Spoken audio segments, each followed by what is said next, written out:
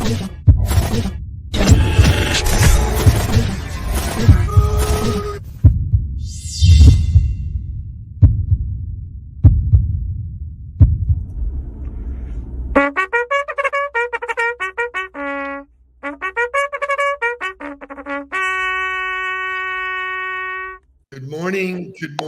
morning. It is 10. Good morning. Good morning, Scott Oglesby, which I got correct. Had a whole conversation and a back and forth with him about his name. I'm saying it correctly. Scott Oglesby, good to see you this morning. What was it? What did you think it was? So I was saying it correctly, but he was saying a lot of people miss the S and call him Ogleby. And it's not Ogleby, it's Oglesby. There's an S in there. Oglesby right from the start, so I'm in the win column. Good morning, Miss Lori. It is nice to see a pretty face on our Monday mornings. You're back from Boston. Give us a Boston update. Well, the weather was absolutely perfect. Red Sox, of course, I got there on Thursday. Red Sox ended their series, but New York Yankees did great this weekend, but Boston actually was really, really nice. Just walked and took in the fresh air and took in the beautiful scenery. We were right on the harbor, and it was absolutely magnificent. That's awesome. Good for you. The pictures looked unbelievable. You actually were on some kind of sailboats. Yep. Take in the Boston Harbor, as it was. Yep. Great job. Young Nudelberg, what was your weekend like? Fantastic weekend. Got to celebrate Jules being 6 months old, which was cool. Look at that beautiful kid. So that was fun, and it's cool to see him growing. And then got to introduce him to his best friend that he doesn't even know it yet. But we got to meet Gabe Hill for the first time. So we went out to Andy's yesterday and got to watch the debacle of a Dolphin game together. Well. It was a debacle for some. You know? it was all what it is, man. It was. I mean, even if you enjoyed the debacle, it was still a debacle. It was still.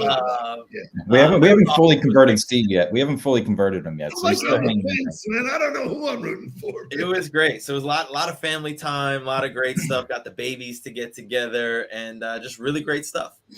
So that is a smiling baby, no doubt. Yeah. Not because he is my grandson, but seriously, just an amazing, smiling, beautiful child who I believe you should get into modeling. That is my decree. Yeah, the kid knows how to pose for the camera, so we might see if we can make something work here. I don't know. If anybody's in the modeling world, anybody knows agents or whatever, let us know. We're in the market. We're looking. We're starting to entertain modeling for the camera. I did my third keynote on Friday morning, which was, I missed the huddle, my apologies, but a great group. Somebody sends me this message. I fucking loved your presentation. I love that. I mean, there's some major enthusiasm. So I want to meet Bethany. Yeah, for sure. Bethany and George got a ton of energy. She was like, wow, man. She said, finally, somebody who gets it. So it was super fun, super cool stuff. Just a quick sports update, if you will. The Gators won, Noles lost, correct? That is correct. Yes, the Seminoles dropped their opportunity in Raleigh, which I've been a part of that far too many times. So shout out to all of our people in North Carolina that are NC State fans. Congrats to you guys. Good win. Miami also lost, so that makes everybody feel better. Yeah, I think that there were like 6 people at that game. Yeah. Don't want to be in University of Miami ticket sales right now. It's going to be really tough. But in all seriousness, great weekend. I'm wearing black. My Mets just totally choked, but it is what it is. A shout out. But the Yankees didn't. The Yankees haven't played yet. So let's see what happens. Shout out to Mr. Ziffer, who was in the audience on Friday morning and gave me a plug. Actually gave the Huddle a plug in front of everybody. So it was kind of neat. Everybody was thinking, he's a great guy. He's great, man. And then I wouldn't be a dad if I didn't mention it is Chanel's first birthday. There we go. So show me. That went so fast. Oh my gosh. Yeah. Look at that face. Look at that face. My God. Right. Look at that cake. So you all know it's important.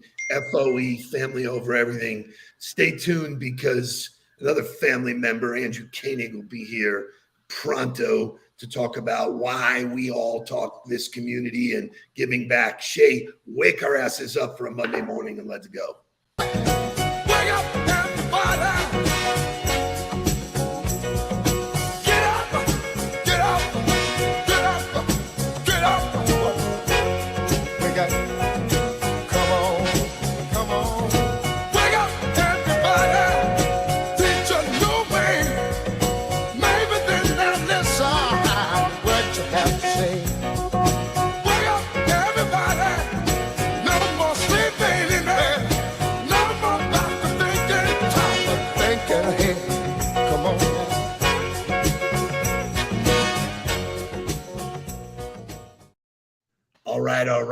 All right. Before we bring on Andrew, you can see the trade dress. We're bringing awareness, resources, money to the fight against breast cancer. I thought I'd just start out by saying some of the names of the people who have actually beat breast cancer.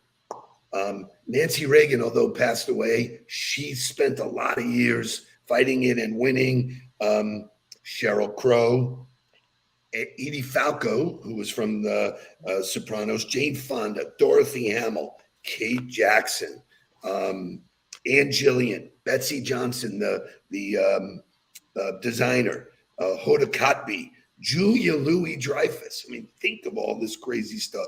Joan London, Cynthia Nixon, Sandra Day O'Connor, Robin Roberts, right here, Debbie Wasserman Schultz, Carly Simon, Gloria Steinem, Wanda Sykes, Rita Wilson, Tom Hanks' wife. This is why we raise money to cure this thing, find it. Welcome our friend, our partner, Andrew Koenig. Hey, good morning. Good morning, AK. Welcome back to the Huddle. Hi, everybody. Hey, Mark. How you doing? Hey, Lori. Hey, Steve. Hey, Andrew. Good morning. Yeah, good morning. Good So, morning. Andrew, give us a little backstory as to why this huge commitment on City Furniture's part, on your part. Chris Pollock just shouted out his wife. It's crazy. So tell us why. Give us the big why. Well, number one, it impacts so many, loved ones and family members and future loved ones like my little daughter, potentially. So, our company, City Furniture, has been around for 51 years. Our 7th corporate value has been given back. My mom and dad have been, very involved in the community ever since they've been, growing this business. And long before my mom ever got breast cancer, she was a proponent of getting screened, supporting the American Cancer Society, the Making Strides Walk. That's this October. And lo and behold, she ended up getting breast cancer, one of the kinds that were, just unbeatable. It was, she actually beat breast cancer. And then, she had about 3 months of being free and clear. And then unfortunately it came back, and one of those genes that are just, unfortunately, they haven't had the dough to figure out the treatments to fight it off just yet. So she got stage 4 very fast. And, but it was a 2-year fought battle. Real proud of Mom for all that she did. And, we're going to try to keep her memory alive and keep making this a big deal every October from here on out. Yeah, so we know about the Pink Pumpkins. Some of the people in the Huddle crowd that'll be watching this know, but give us the backstory on Pink Pumpkins. Yeah, so the story goes, and sorry to get a little graphic here, but I think it's important. If you're ever in a hospital watching your loved ones slowly pass, and it's excruciating. So about a couple weeks prior to her passing, I remember she was always fun and hilarious, but she mumbled to me, "I want 15,000 buckets," and I'm like, pumpkin buckets, and I'm like, "Oh, the drugs must be really wearing on you. Like, what are you talking about, Mom?" And then she said it again. I'm like, "Okay, this is serious. Like, what? Explain to me what you want." And she rattled out that she wanted on Halloween from here on out, City to give thousands of buckets to the community specifically to moms. She was always thinking about moms. You know, every mom needs a pink pumpkin bucket so the kids can walk around and go house to house and put the candy in. And that pink pumpkin bucket, everybody knows the jack-o'-lantern orange buckets. She wanted them pink. She wanted American Cancer Society's logo on there. She wanted City's logo on there. So anyways, this became a big deal in our company. And we immediately, like after that, I called our global sourcing people. We ordered thousands of buckets. And we've been giving them out for free every October since. It's been about 7 years. And just trying to spread the awareness and raise some funds for American Cancer Society to make some impact. So you're super humble when you say raise some funds. As you operate your business, as you operate your life, you're operating this cause on overdrive. Give us the commitment, because all of us are helping you paint the town pink. So give us some of what's going on. Yeah. So our goal is to raise $750,000. Our goal is to give out thousands of pink pumpkin buckets. I think 20,000. And we also want a goal of, I want to get everybody in my company screened for any type of cancer. I'm about to turn 40 here. We all need to do our annual checkups, which I just did 2 weeks ago. But this month is, we want everybody to come to the showroom, pick up a pink pumpkin bucket. We want everybody to come in the showroom to do a mattress test rest. Whether you have a perfect mattress or not, 80% of customers or people out there don't. Come in, get test rested, and we'll donate $25 to American Cancer Society. We hope to raise several hundred thousands of dollars just with that.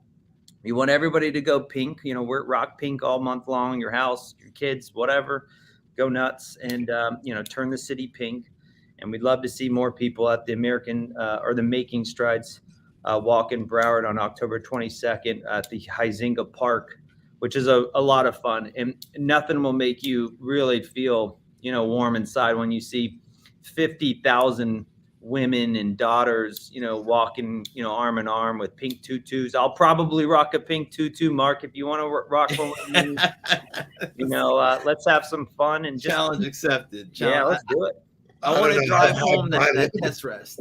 I want to drive home that test rest because I think that's super cool, because I think when most people ask for donations or ask to fundraise, they're asking everybody else to spend the money. And that's a really unique idea where it's you guys that are spending the money. All you're asking somebody to do is come in and figure out whether or not they're sleeping the right way. Figure out whether or not the mattress is the right fit for them. You don't have to buy anything. You don't have to donate anything. All you have to do is take your time to show up in a City Furniture and see whether or not you need a mattress. And either way, they're going to donate $25. And I believe that there's a partnership here with Junior Achievement. Am I right, Lori?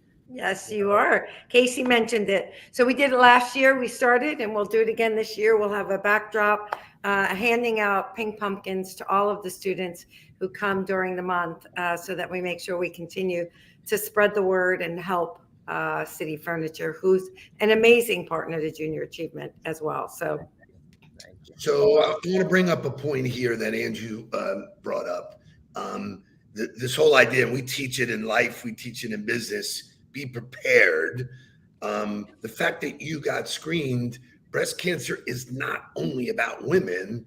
Peter Criss, who was the KISS drummer, had breast cancer. Richard Roundtree, one of the coolest guys ever, Shaft, had breast cancer. So this idea that you can be prepared, you can find out, shame on you if you don't, men and women. So I just want to drive that home, that no matter what you do in your life, if you spend time preparing, that's where the riches are. It's not playing on the field. It's the practice and the preparation.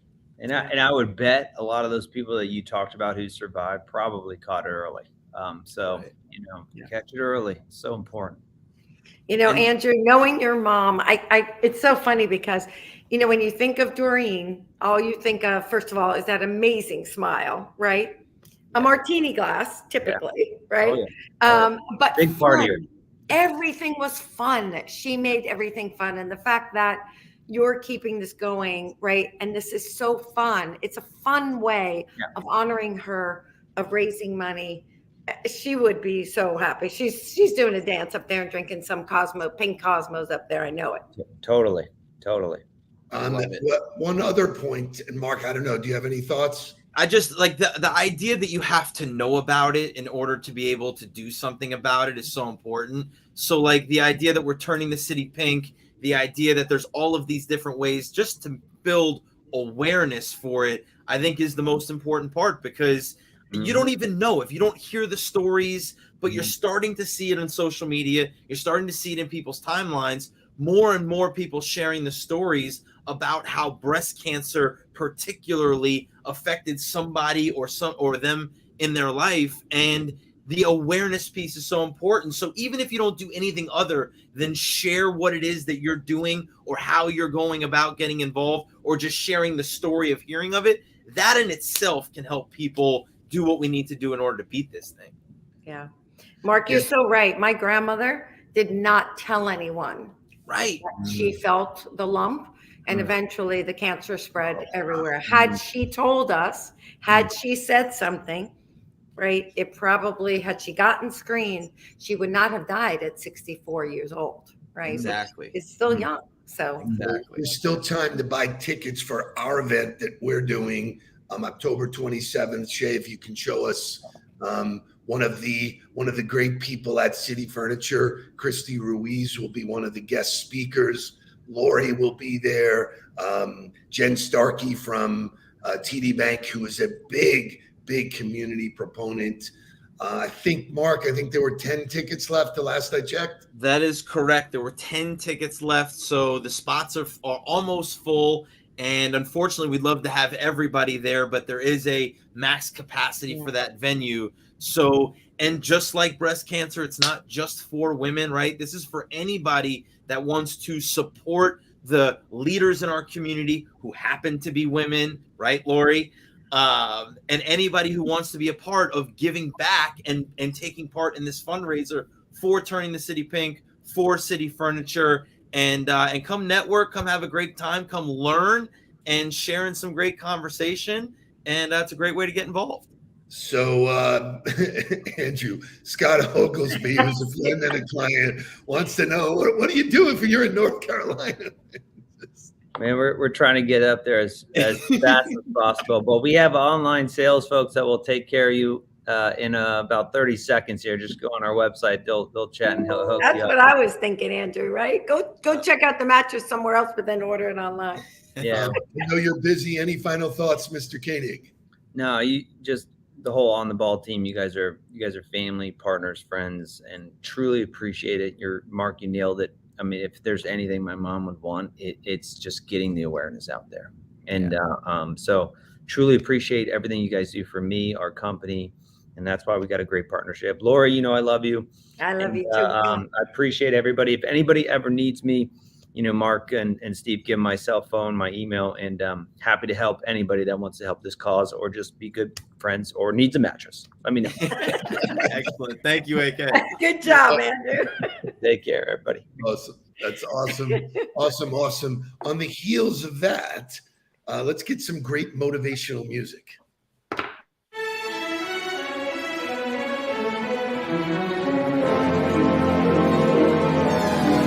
I was born by the river in a little tent, and oh, just like that river I've been running ever since. It's been a long time coming, but I know a change gonna come. Oh, yes, it will. It's been too hard living, but I'm afraid to die. So I don't know what's up there beyond the sky. It's been a long time coming, but I know change gonna come. Oh, yes, Oh, yeah. I love that emotion. A change is going to come. So, in closing this morning, there was a story that came out a week or so ago when the hurricane was blasting the left coast, and company asked employees to bring family pets to office to work through the hurricane. Hello, Lori. What the hell is going on out here? Look, I don't think there's anything wrong. I could be wrong with working through the hurricane, right? We went remote for those 2 days, right? The schools were closed, the campus was closed. We would have closed it down anyway. Didn't want our people to travel in the storms, right? No matter, even though we knew it wasn't going to get too bad. So everybody worked remotely. I get that. It's not like we're going to shut down everything for 2 days. But to ask people to bring their families and come to the office and work, I thought was a little bit insensitive. A little? I mean, little. Reading through the article, this was clearly someone who put company profits, daily business way ahead of the safety and the well-being of their people. This is why there was a great resignation, because I don't want to work for an asshole like that, Mark. Yeah, there's only one redeeming thing that could have happened here, which was if it was like a storm shelter. Like when I worked at Florida State and we had a hurricane come through Tallahassee, Doak Campbell Stadium was a storm shelter. Yeah, but that wasn't the case here. It was a place that was safe. So like, go to the office because it's the safe place to be. Right. Don't go to the office to work. So like, the complete opposite would have been, hey guys, we would love to bring everybody together. We've got supplies, we've got generators. We would love for you to leave your home if you feel like it's unsafe, and we'd love to house you here. Like, now you're a hero, right? But instead, she didn't do that, right? And also, so I totally agree, Steve. And that's what came to my mind was, right? Leadership is about balancing empathy with results, right? If you're too much one way, if you're too empathetic, right? You're not holding people accountable, and you're too soft, then you're not getting results. You're too soft. Just say right. But if I said that, as I said, you're too soft. But if you're all focused on results, right, then you're not taking care of your people and caring about your people. So she definitely missed the boat when it came to the balance. But I found what was even more interesting, right? It was bad enough what she did, but in today's day and age, you can't get away with that. Yeah. Look what happened on social media. Right. She got torn apart. Yeah. Right. Immediate. So leadership today, right? Now you should do what's right just to do what's right. But remember, you gotta be aware of optics. 1,000%. I was just going to say, remember that we're under the microscope. Parents, leaders, everything we do, you better be able to stand by it because it's going to be out there. Yeah, I think, there's this word, people are always saying, well, we're not teaching leadership, and, how can we get better at leadership? If you understand the phrase servant leadership, that means my job is to serve you and to get you better and to take care of you. I'm not going to put you in a position where harm can happen. And that was clearly a case of me first, you second, and that just doesn't fly in this environment. But I want to go to what Laura Sherwin said. We also told our people, if your kids are at home and you cannot work, that's okay. Right. Right? Yeah. You can't work, right? Look, with kids around. It's hard.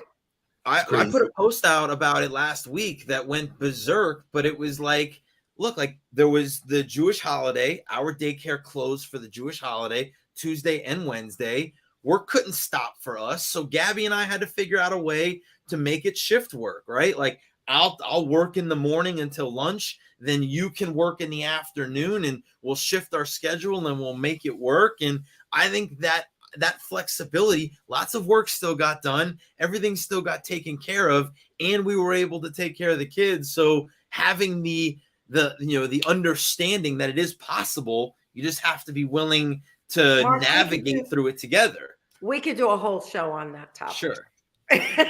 Maybe we you should. And Gabby are, and I know a couple of other younger couples are not the norm Yeah. Sorry, but in most cases, even today, in more cases than not, the woman is still expected to work and be the caretaker and the shopper and the cooker And I think that's why my post resonated with so many people, was because they were like, "Thank you for saying that." And Laura Sherwin commented on there, like, I feel like the millennial generation has done a better job of trying to balance the workload.